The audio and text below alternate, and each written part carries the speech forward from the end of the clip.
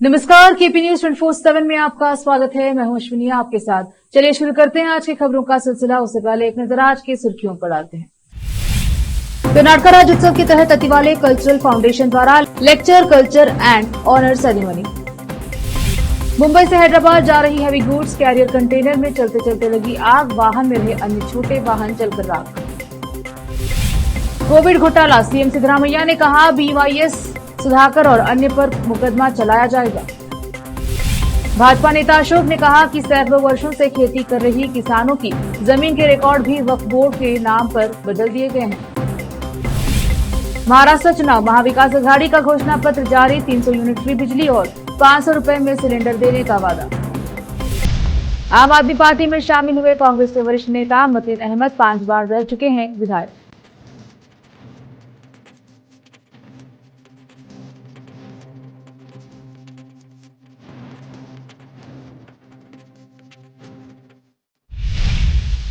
समाचारों का सिलसिला शुरू करते हुए देखते हैं समाचार विस्तार से। कर्नाटक राज्योत्सव के तहत अतिवाले कल्चरल फाउंडेशन द्वारा lecture, cultural and honour ceremony. Karnataka Rajyotsava के तहत अतिवाले कल्चरल फाउंडेशन द्वारा lecture, cultural and honour ceremony का आयोजन शहर के रंग मंदिर में किया गया। आज कार्यक्रम के उद्घाटन के बाद सांस्कृतिक कार्यक्रम पेश किए गए। उसके बाद अतिथियों ने संबोधन किया। इस कार्यक्रम में विभिन्न क्षेत्र में कार्य करने वाले लोगों को सम्मानित किया गया। कैमरामैन पप्पूराज का कवरेज। ನವೆಂಬರ್ 1 ಅಂದರೆ ಕನ್ನಡ ರಾಜ್ಯೋತ್ಸವ. ರಾಜ್ಯೋತ್ಸವ ಅಂದರೆ ನವೆಂಬರ್ 1 ಆಗಬಾರದು ಅಂತಕ್ಕಂಥ ಒಂದು ಮಾತು.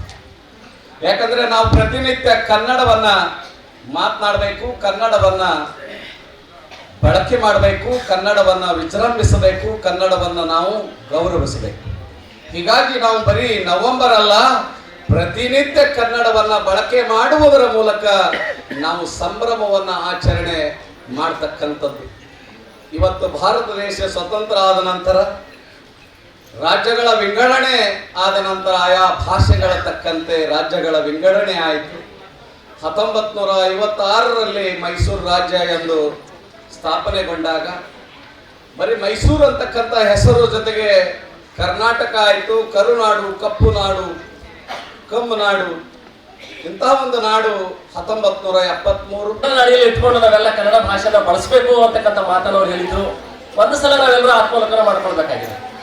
ನಿಜವಾಗ್ಲೂ ಪಕ್ಕದ ಜಿಲ್ಲೆಯಲ್ಲಿ ಹೋಗಿ ನಾವೆಲ್ಲ ಕನ್ನಡ ಭಾಷೆ, ಸಾಹಿತ್ಯ, ಸಂಸ್ಕೃತಿಯನ್ನ ಉಳಿಸ್ಬೇಕು, ಬಳಸಬೇಕು ಅನ್ನೋ ಮಾತನ್ನು ಬಹಳ ಸತ್ಯ ಇರುತ್ತೆ. ಆದ್ರೆ ನಮ್ಮ ತಾಯಿನಾಡಿನಲ್ಲೇ ಇವತ್ತು ಭಾಷೆ ಅಳಿವಿನಂಚಿನಲ್ಲಿ ಇದೆ ಅಂತಕ್ಕಂಥ ಮಾತನ್ನ ಹೇಳಿದಾಗ ನಿಜವಾಗ್ಲೂ ಬಹಳ ಸಂಕಟ, ಖೇದ, ಎಲ್ಲ ವಿಷಾದ ಆಗುತ್ತೆ ಅಂತಕ್ಕಂಥ ಭಾವನೆಯನ್ನ ಹೇಳ್ತಾ, ಬಂಧುಗಳೇ, ಈ ಜಾಗತಿಕ ಕನ್ನಡ ಕನ್ನಡಿನಲ್ಲಿ ಭಾಷೆ, ಸಾಹಿತ್ಯ, ಸಂಸ್ಕೃತಿ ನಲುಗುತ್ತಿರುವ ಸಂದರ್ಭದಲ್ಲಿ ಅದನ್ನ ಉಳಿಸಿ ಬೆಳೆಸುವಂತ ದೊಡ್ಡ ಜವಾಬ್ದಾರಿ ನಮ್ಮೆಲ್ಲ ಮೇಲಿದೆ. ಕನ್ನಡ ಬರೀ ಭಾಷೆ ಇಲ್ಲ, ಅದು ನಮ್ಮ ಸಂಸ್ಕೃತಿ. ಒಂದು ಸಂಸ್ಕೃತಿಯನ್ನು ಉಳಿಸಬೇಕಾದ್ರೆ ಆ ಭಾಷೆ ಉಳಿಸುವಂತ ಜವಾಬ್ದಾರಿ ಬಹಳಷ್ಟು ಮೇಲಿದೆ. ಅದಕ್ಕೆ ಒಂದ್ ಕಡೆ ಹೇಳ್ತಾರೆ, ಒಂದು ಜನಾಂಗದ ಸಂಸ್ಕೃತಿಯನ್ನು, ಅಂದ್ರೆ ಒಂದು ಜನಾಂಗವನ್ನೇ ನಾಶ ಮಾಡಬೇಕಾಗಿದ್ರೆ ಬೇರೆ ಏನು ಮಾಡಬಾರ್ದಂತ. ಆ ಸಂಸ್ಕೃತಿ ನಾಶ ಮಾಡಬೇಕಾದ್ರೂ ಬೇರೆ ಏನು ಮಾಡಬಾರ್ದು, ಬರೀ ಅವ್ರ ಭಾಷೆಯನ್ನೇ ನಾಶ ಮಾಡಿದ್ರೆ ಸಾಕು, ಒಂದು ಸಂಸ್ಕೃತಿಯನ್ನೇ ನಾಶ ಆಗುತ್ತೆ ಅಂತಕ್ಕಂಥ ಮಾತನ್ನ ಹೇಳ್ತಾರೆ. ಇಂಥ ಭವ್ಯವಾದ ನಮ್ಮ ಸಂಸ್ಕೃತಿಯನ್ನ, ಸಾವಿರಾರು ವರ್ಷಗಳ ಇತಿಹಾಸದ ನಮ್ಮ ಭಾಷೆಯನ್ನ ನಾವೆಲ್ಲ ಉಳಿಸುವಂತ ಮಾತನ್ನ ಇವತ್ತು ಆಡ್ತೀವಿ ಅಂದ್ರೆ ಒಂದು ಸಲ ಎಲ್ಲಿ ನಾವು ತಪ್ತಾ ಇದೀವಿ ಅಂತ ಒಂದ್ಸಲ ಯೋಚನೆ ಮಾಡಬೇಕು. मुंबई से हैदराबाद जा रही हैवी गुड्स कैरियर कंटेनर में चलते चलते लगी आग, वाहन में रहे अन्य छोटे वाहन जलकर राख हो गए। प्राप्त सूत्रों के अनुसार आज तेलंगाना के जहीराबाद बाईपास से टाटा नेक्सॉन कार ले जा रहे कंटेनर वाहन के इंजन में अचानक आग लग गई, जिससे हाईवे पर हड़कंप मच गया। हालांकि दमकल विभाग मौके पर पहुंचकर आग पर काबू पाने में कामयाब रही, लेकिन जब तक आग बुझती वाहन में रखे सभी नए कार जलकर राख हो गए थे। जहीराबाद से नेमतुल्लाह की रिपोर्ट। रोकते हैं समाचारों का सिलसिला, लेते हैं छोटा सा ब्रेक।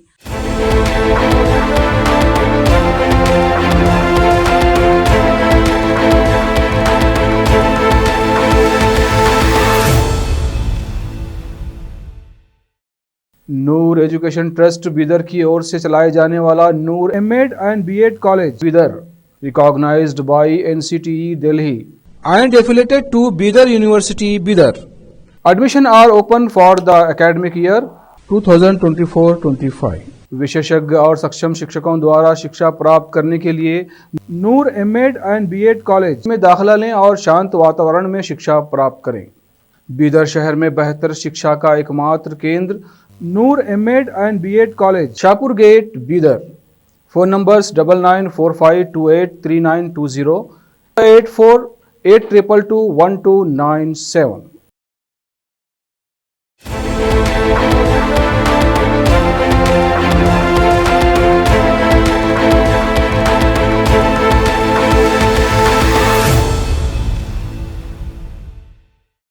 ब्रेक के बाद स्वागत है आपका। देखते हैं समाचार देश के।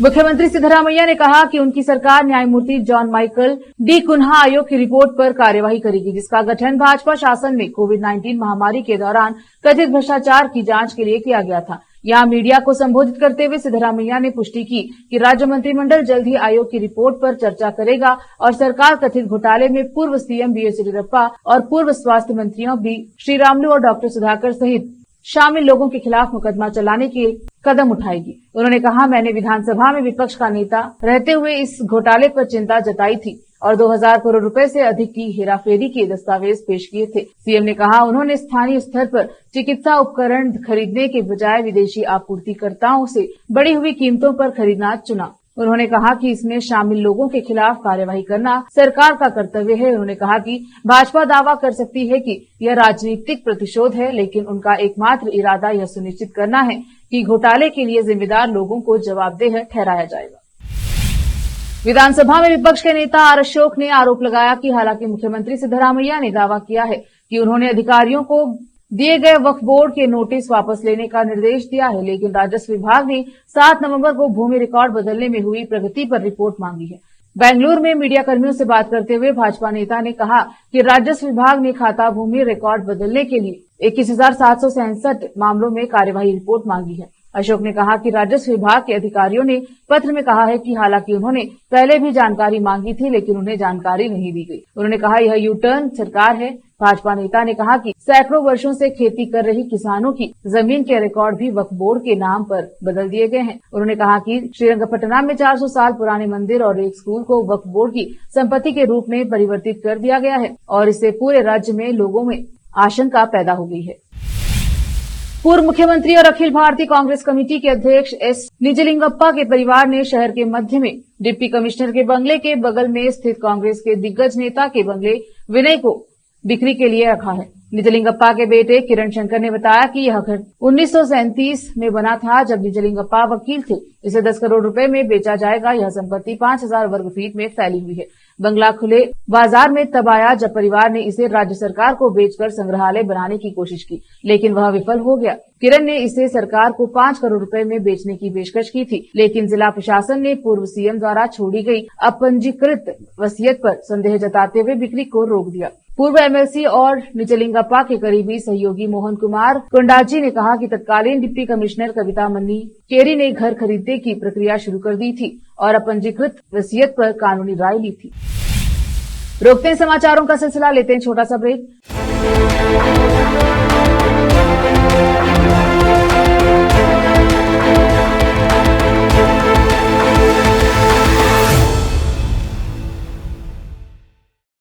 नूर एजुकेशन ट्रस्ट बीदर की ओर से चलाए जाने वाला Noor MEd and BEd college Bidar, recognised by NCTE Delhi and affiliated to Bidar University, Bidar. Admission are open for the academic year 2024-25. विशेषज्ञ और सक्षम शिक्षकों द्वारा शिक्षा प्राप्त करने के लिए नूर एमएड एंड बीएड कॉलेज में दाखिला लें और शांत वातावरण में शिक्षा प्राप्त करें। बीदर शहर में बेहतर शिक्षा का एकमात्र केंद्र Noor MEd and BEd college, Shahpur gate, Bidar. Phone numbers 9945283920, 8482221297।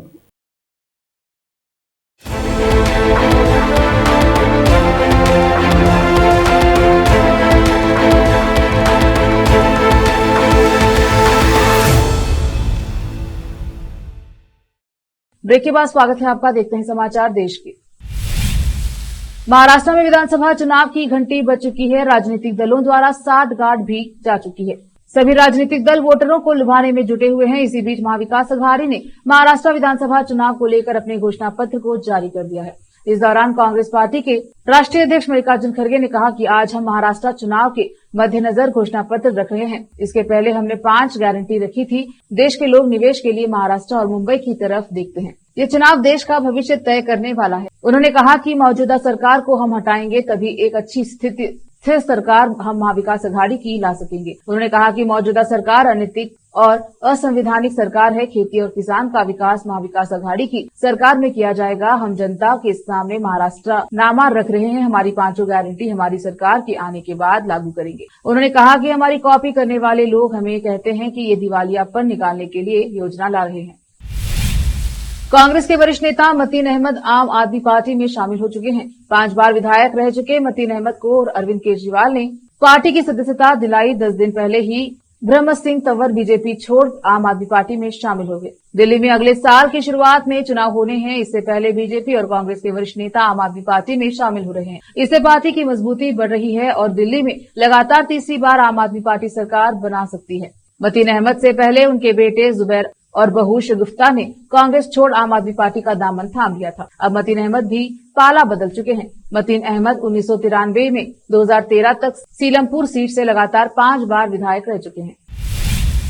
Madhya Pradesh के मुख्यमंत्री मोहन यादव ने शनिवार को कहा कि लाडली बहना योजना के तहत पात्र महिलाओं को मासिक वित्तीय सहायता दी जाती है। उसे धीरे धीरे बढ़ाकर 5,000 रूपये प्रतिमाह की जाएगी। पिछले साल विधानसभा चुनाव से पहले शुरू हुई इस योजना के तहत वर्तमान में पात्र महिला लाभार्थियों के बैंक खाते में राज्य सरकार द्वारा 1250 रूपये प्रतिमाह ट्रांसफर किए जाते हैं। सीएम मोहन यादव ने बुधनी में लोगों को संबोधित करते हुए कहा, बहनों, कांग्रेस के लोगों से पूछिएगा कि क्या कभी आपको बैंक खाते में किसी ने पैसे जमा किए हैं। आप कांग्रेस लोगों से लूटने और छीनते हैं। बता दें कि बुधनी विधानसभा सीट पर 13 नवम्बर को मतदान होने जा रहा है। इसी कड़ी में उन्होंने कहा कि कांग्रेस ने चुनाव के दौरान आरोप लगाया था कि तत्कालीन मुख्यमंत्री शिवराज सिंह चौहान द्वारा चुनाव को ध्यान में रखते हुए इस योजना को शुरू किया गया है और चुनाव के बाद इसे बंद कर दिया जाएगा। उन्होंने कांग्रेस पर निशाना साधते हुए कहा कि आप शोर मचाते रहिए, हम बैंक खातों में पैसा जमा करते रहेंगे। उन्होंने कहा कि भाजपा सरकार 1,250 रूपये जमा करती रही है। सरकार आज 1,250 रूपये जमा करेगी। इस मासिक सहायता को 3,000 से बढ़ाकर 5,000 किया जाएगा। सरकार की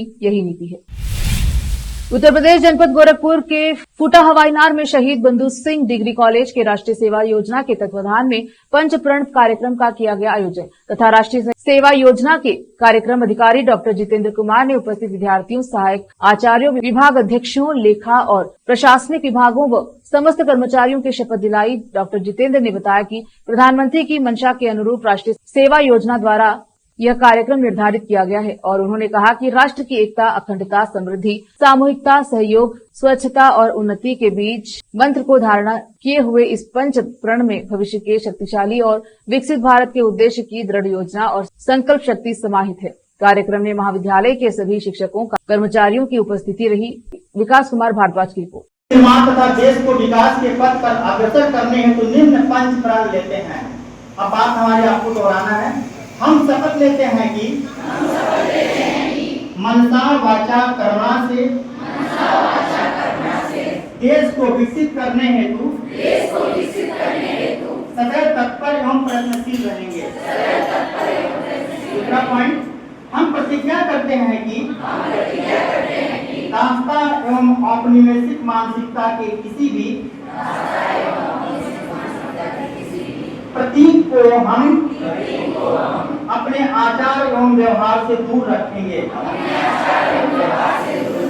तीसरा पॉइंट, हमें गर्व है अपने देश की अनमोल विरासत एवं सार्वभौम परंपरा पर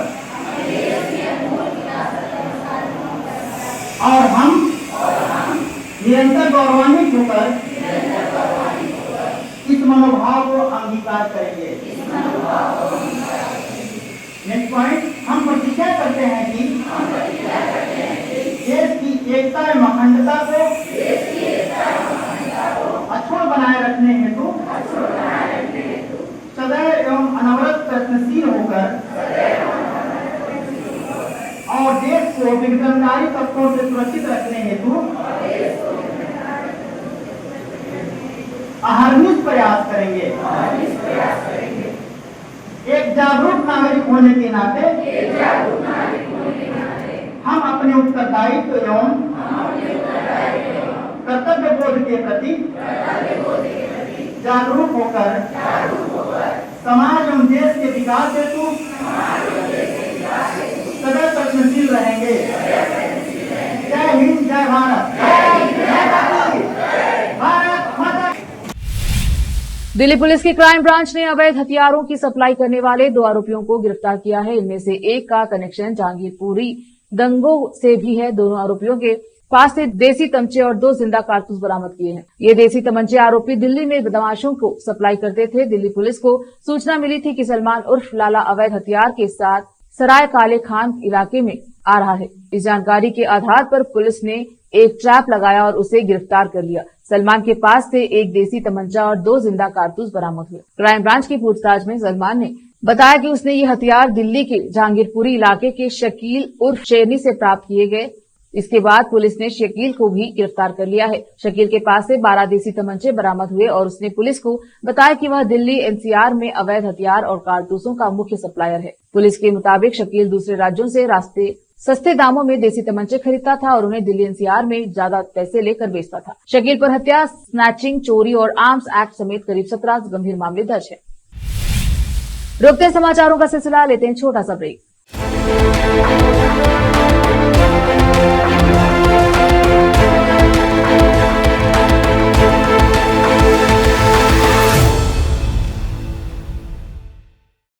नूर एजुकेशन ट्रस्ट बीदर की ओर से चलाए जाने वाला Noor MEd and BEd college Bidar recognised by NCTE Delhi and affiliated to Bidar University, Bidar. Admission are open for the academic year 2024-25. विशेषज्ञ और सक्षम शिक्षकों द्वारा शिक्षा प्राप्त करने के लिए नूर एमएड एंड बीएड कॉलेज में दाखिला लें और शांत वातावरण में शिक्षा प्राप्त करें। बीदर शहर में बेहतर शिक्षा का एकमात्र केंद्र Noor MEd and BEd college, Shahpur gate, Bidar. Phone numbers 9945283920, 8482221297।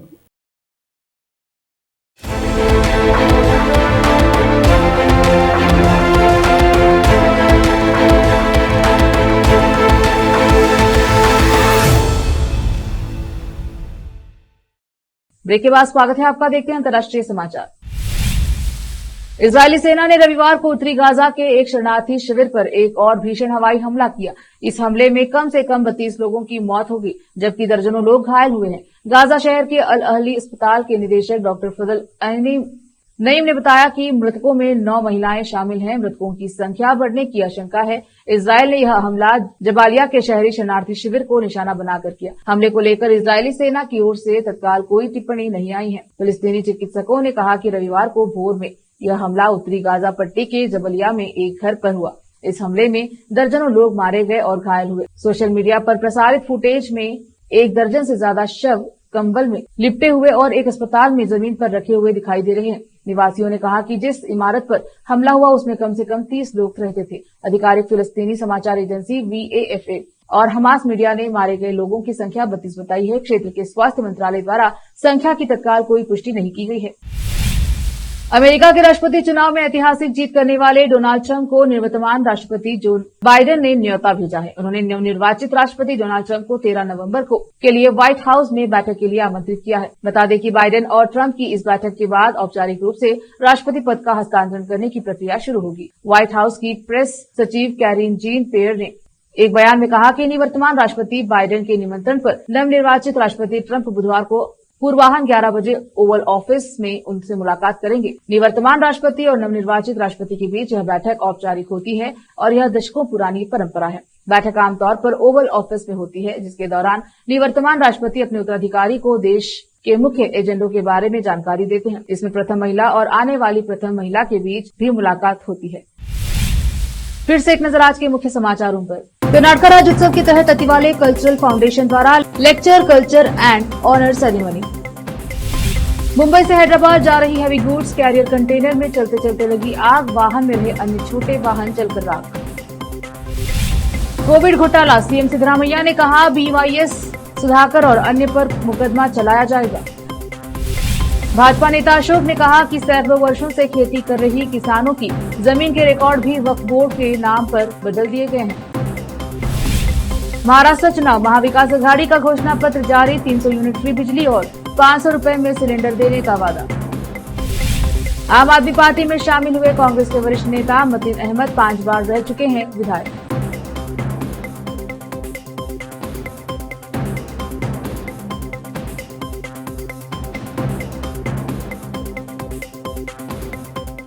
KP news के बुलेटिन में अब तक के लिए इतना ही। देखते रहे केपी न्यूज 24/7। धन्यवाद।